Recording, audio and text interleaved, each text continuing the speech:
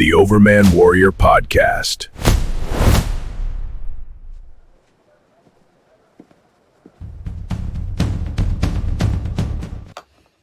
Hi, it's Rich Hoffman here. All right, I really didn't want to go down that rabbit hole. I have not commented on what they discovered through a scan underneath the Great Pyramids, but they've been talking about it on Joe Rogan and everywhere. You can Google it, find out. People think about the Great Pyramids of Giza. I think of them as they're big works of engineering. They're pretty big and incredible. I see them equal to the mound structures that are known around central Ohio.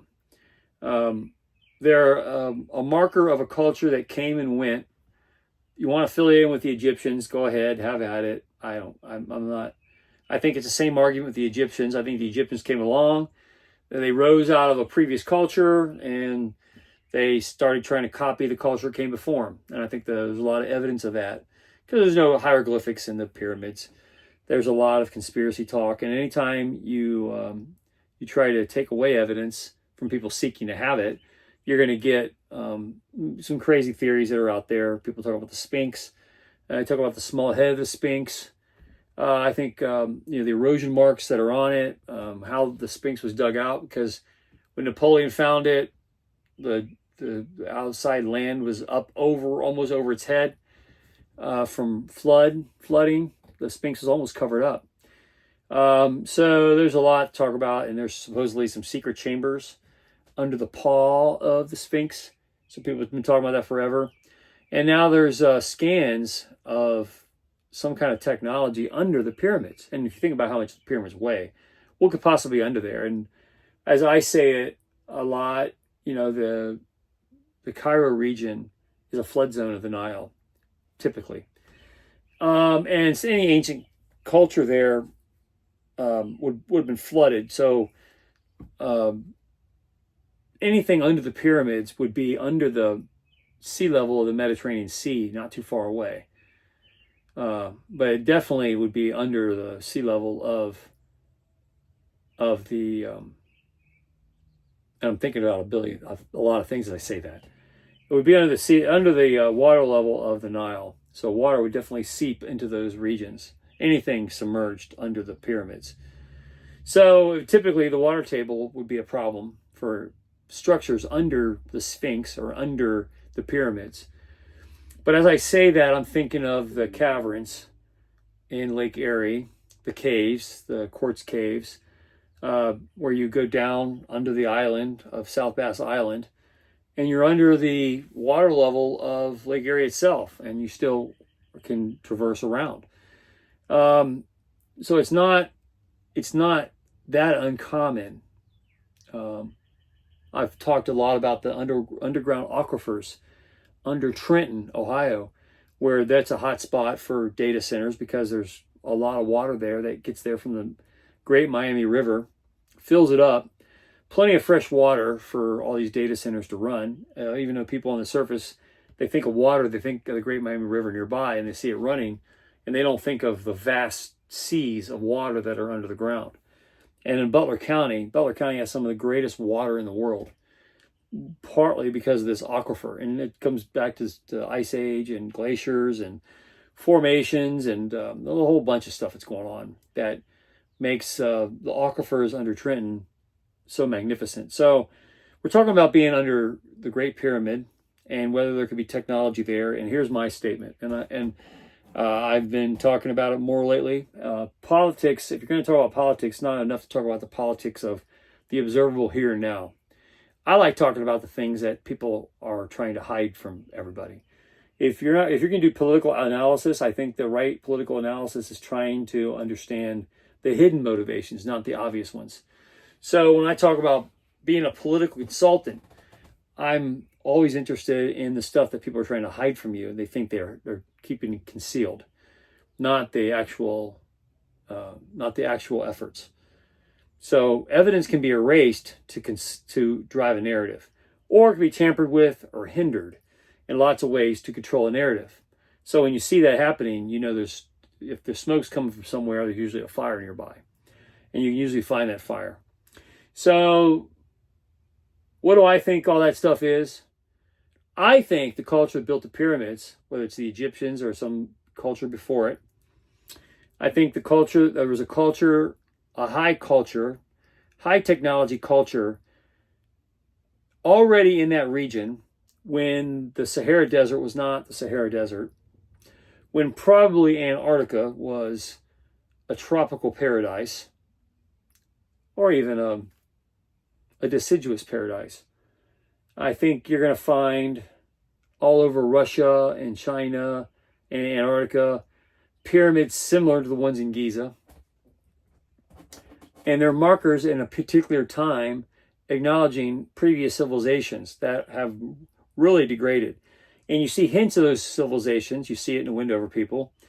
You see it in the mines of Lake Superior, the copper mines, 5,000 years ago, archaic period.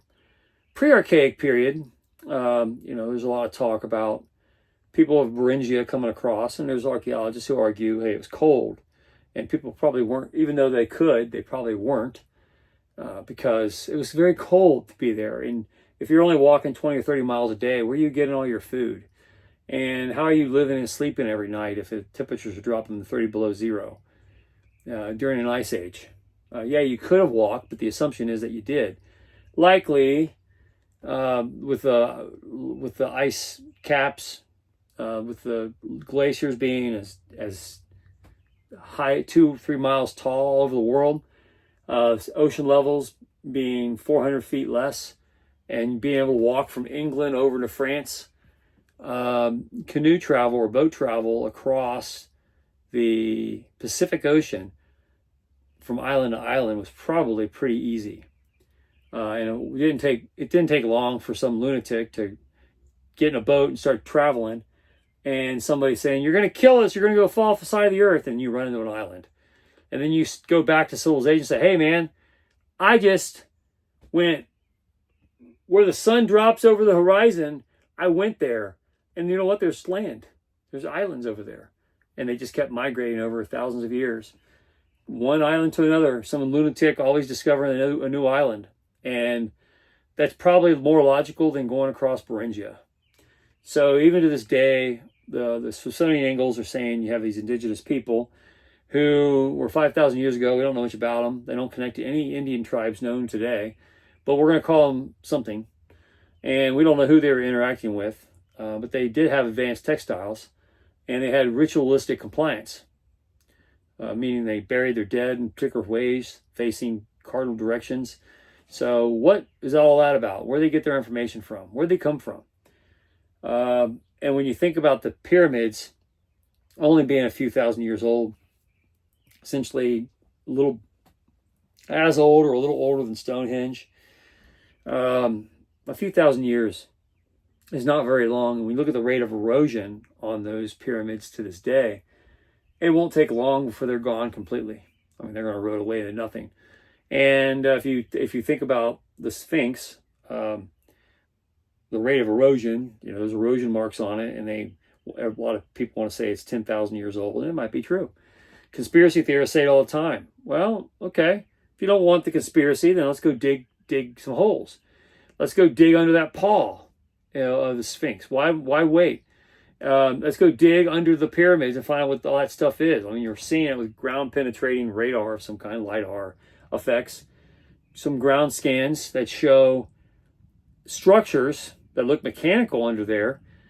And I would say, from my best guess, if I had to give a professional assessment based on what I've been saying about other things, especially in the politics of heaven, that what you're looking at is a previous civilization, the culture that built the pyramids, that spawned into what we know as the modern Egyptian society, or Sumerians, or people of the Indus Valley, people who are already there.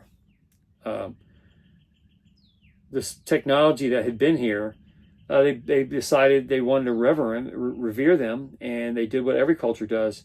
One culture always builds on top of the previous culture to show dominance. You see it in business climates all the time. The previous culture, the first instinct is come in, replace management with new management, and then put a sign out front that says new management here. We're a great company. You see it in families. Ex-husband complex, I say it all the time. The new husband comes in and says, hey, I'm the new husband. I take care of the wife's needs better than the old husband, and I'm going to be better. And a few months down the road, the kids are like, I miss dad. I miss a lot of things. All the people who live next door to the couple say, I like the other guy better. He mowed the grass better. He looked better. He was more polite when he went out to get the mail. The new guy's a dick. And that's what that's how it goes. I think what you saw with the Egyptian pyramids is the same kind of thing. You saw pyramids being built, whatever the means were that they were able to move those large rocks around and build a very mathematically precise structure, coordinated to star alignments, and they built on top of a previous culture that is probably thousands of years gone by then. And when you dig under the dirt, that's what you're going to find. And I argue that that's what we're going to find when we get to the moon. We're going to get to the Mars. You're going to find out, oh, these guys were coming to Earth. And they were coming to Earth 10,000 years ago, 200,000 years ago, 300 million years ago, and they left behind archaeology. And we don't see it because we built other cultures on top of those previous things. We might mark them with markers in time for reverence, but like the London Stone is probably such a marker. The pyramids are likely such a marker. The earthworks of Ohio are likely such markers to try and dedicate a period of time with star alignments to know when in history Earth is, not necessarily where they are as a graph on Earth. Just want to know, when are we? I think we're going to find out that the culture that built the pyramids probably is the new guy, the ex-husband syndrome of a previous technology that probably had nothing to do with the Egyptians. And that's the most disconcerting part of it. And yet we see it. It's been confirmed pretty well. It's now being talked about with the mainstream audiences.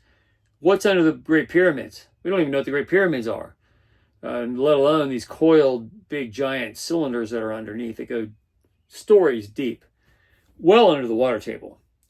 What was that? Why was that? Well, let's go get into it and find out. Let's go dig. Let's go dig or dive. But the reluctance to find out tells you all you need to know. When you have one culture trying to dominate the previous culture with a new narrative, they don't want the facts. They don't want to hear it. They're going to try and erase the previous culture for the same reason that an ex-husband wants to erase memory of the new husband. He might take the pictures off the wall of the family together at some amusement park. Hey, I don't want evidence that there was a guy here before me, so I want to get rid of him. Typically what we find out, that's a human thing. They do it in every family that gets divorced. You do it in every city. They typically built the cities on top of previous cultures to show dominance over those previous cultures. We can ethically say, well, that's a shame that humans do that, but yet the same people saying it's a shame are the same people who marry new wives and take on stepchildren, and they dread the day that the ex-husband comes over to pick up the kids because they don't want him in the driveway. They don't want to see his shoes. They don't want to see his car. They don't want to see him walk up because they don't want the reminder that there was someone in the house before they were there. And I think basic human understanding says that that's probably the motivation of building the pyramids. We want to attach a bunch of high-tech stuff to it, but the next generation culture wanted to say, hey, we're better than who left behind these coils, and we're going to dominate them by building something magnificent on top of them.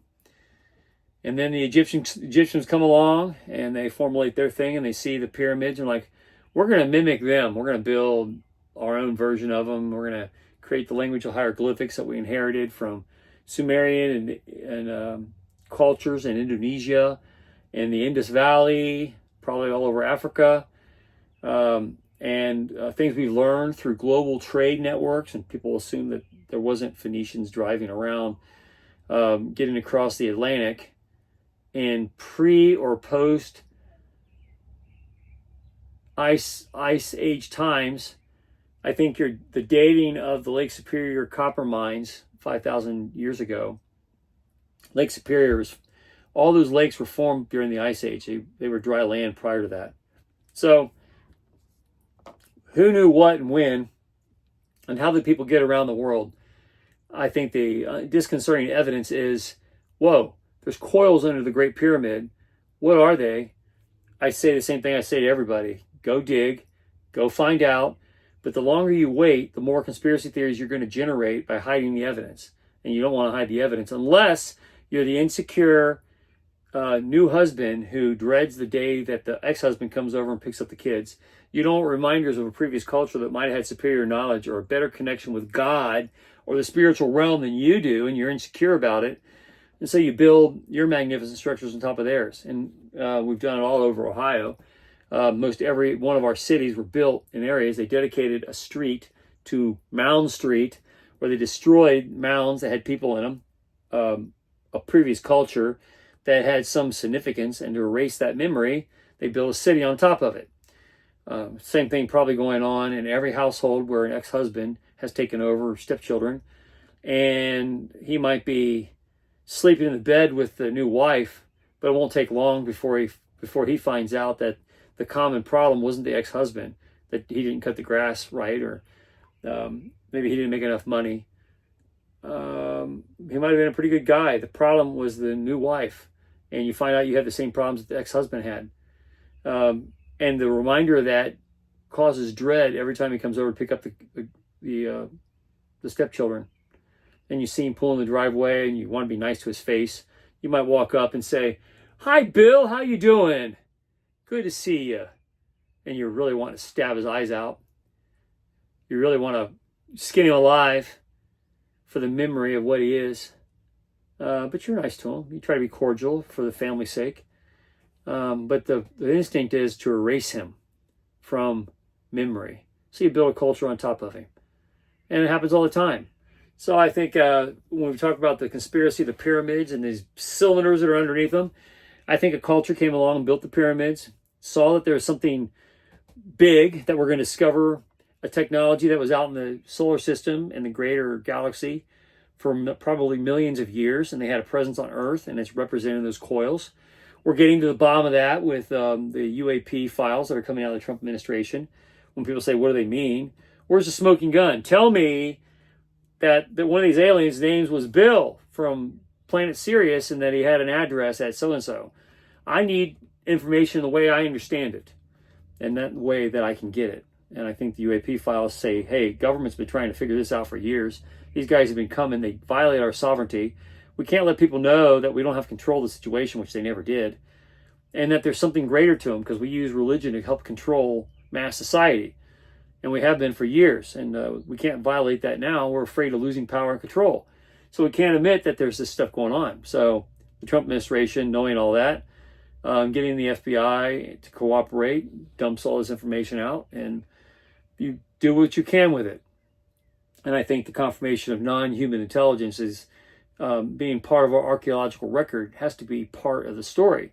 So when you hear stories about the pyramids being built the way they were, you have to assume the human nature part of it, because that's the only evidence you have. That something great and magnificent was there. We can see it with scans of the ground underneath it. The territory has certainly changed a lot. The Earth's crust has changed a lot, probably since it was put there. But we see evidence of it being there, and we'll get confirmation of it when we start doing archaeological science on the moon and on Mars. We may get there and find out nothing, but I think there's something. And based on human nature, my conclusion is that it's a signpost of a previous superior civilization predating Egyptian society. And the pyramids probably predate Egyptian society, which a lot of Egyptian scholars would say is not is conspiracy talk. They build it to so-and-so pharaoh. I don't believe any of that. I think it's a signpost to a previous culture, and we're still going through that process to this day. Relics like the Sphinx probably give you a hint to that. There's likely secret chambers underneath the paw prints, and if there's smoke to those conspiracy theories, there's probably fire. So go dig and find out. Let the evidence take you where it takes you. and don't be afraid. Just like the ex-husband will find out, hey, I can try to erase the previous guy. I can take his picture off the wall. I could get rid of everything he is, but I still live in a house with his kids and his ex-wife, and she's turned out to be batshit crazy. She was the common problem, and the ex-husband was probably someone I would have liked, but I had to make an enemy out of him so that I could put up with the old lady and her crazy kids. That's probably what they did. The Egyptians did with the pyramids and the culture that was there long there before the pyramids were ever there. Probably predating the Ice Age, because the Earth's crust changed so much that land was probably well above the level of the Mediterranean Sea at the time. And the water table was probably much lower. Sea levels were much lower. A lot of things were different, and technology of great reputation was there before the pyramids were ever built. And the culture that built the pyramids said, wait a minute, we want to show dominance over that culture. Let's put these magnificent structures up and show that we have dominance. And that's what I think those coils under the pyramids are. I don't think they're connected. I don't think they're part of the pyramid structure as some kind of energy generator. I think you're looking at history taking place over millions of years. Many cultures, most of them have eroded away into nothing by now. But stuff that was made out of hard alloy metals, probably not generated on planet Earth, that might be put there, and they're very large. They probably, that's why the rate of erosion hasn't taken them away yet, and they still show up on ground penetrating scans. But there's something there. We really should go look at it. And if you don't want conspiracy theories, go dig and put the hard evidence to truth. But hey, regardless of what the evidence shows you, we're going to get into space and we're going to find out that we were never alone, that we've been interacting with all these people. That's why all of a sudden now everybody's talking about the disclosure, and these entities have been interacting with us for a long time. And why now? Because we're going to space, and we're going to find out for ourselves what a lot of these governments have been trying to keep from us for a long time, so they can maintain power over us. If you want to maintain power over somebody, try to keep information from them. That's one way to do it. To keep them guessing, keep them running in circles. That's how you control people. And that's certainly, I think, what's been going on with historical references. And I think the pyramids were not the first culture. I think they were a cargo culture that cascaded on top of a previous one, probably hundreds of thousands, if not millions of years old. And what's left of that culture is underneath the Great Pyramids. And the culture that built the Great Pyramids, the pyramids of Giza, came along, saw what was there before, and wanted to show their superiority. No different than when Cortez built Mexico City on top of Tenochtitlan, the Aztec capital. Or we built cities on top of Hopewell Earthworks. Or a culture that was coming here from other places in the galaxy, saw people that were already here and wanted to show superiority over them. So they brought their technology, put it up, got themselves worshipped as gods, were able to have sex with the women of the tribes because they were superior to the other men of the tribe. And they were showing off their technology. And you see evidence of that all over the earth. And the reason it's concealed is because previous cultures or subsequent cultures build monuments over top of them. And I think that's what happened at Giza. I think the pyramids were built on top of this stuff. And we're going to find out that it's all much older, far older than the Giza pyramids. And it didn't come from Earth, it came from space. And it's part of this non-human intelligence that we've been interacting with probably for millions of years. And I write about it and bring the receipts in my book, The Politics of Heaven, coming out soon. Anyway, for Chalfin here, share, subscribe, make tomorrow a better day. If you haven't read my book, The Gunfighter's Guide to Business, I think you'll love it. A lot of people do. I've signed more copies of that book this year in 2026 than ever, and I'm happy to sign them all. Glad everybody likes it. Enjoy. I'll keep talking about it, and people keep buying it, and they keep getting benefits from it. I think it's aged well. A lot of things I said back then, 2021, 2020, during the COVID stuff. I wrote that book. I was so mad at COVID and the way the business community interacted with the health departments.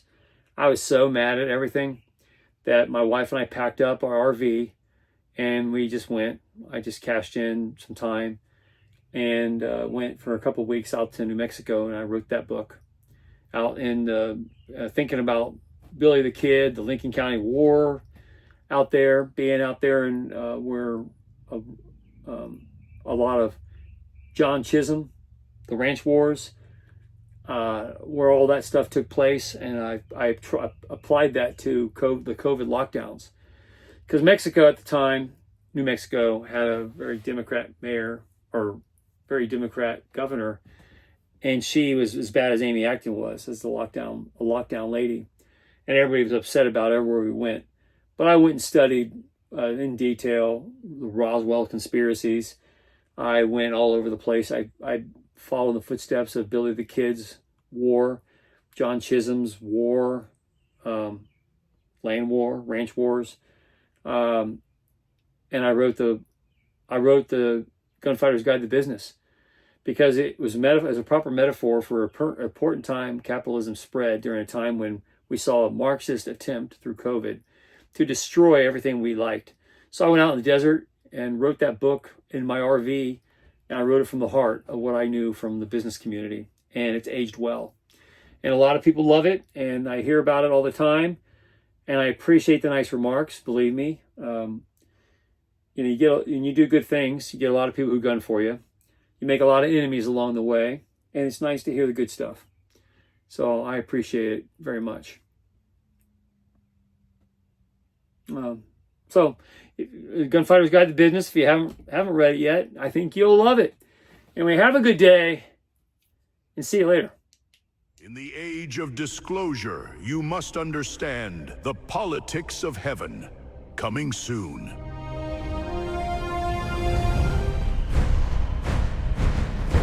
Coming soon, the politics of heaven in 2027. A treasure hunt through heaven and all human history.